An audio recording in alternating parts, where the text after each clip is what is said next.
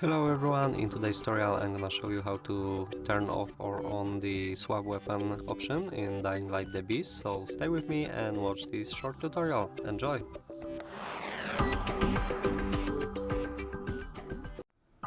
At first you have to press the O button on your keyboard or move here to open the options. Now in the game tab we can see swap weapon option.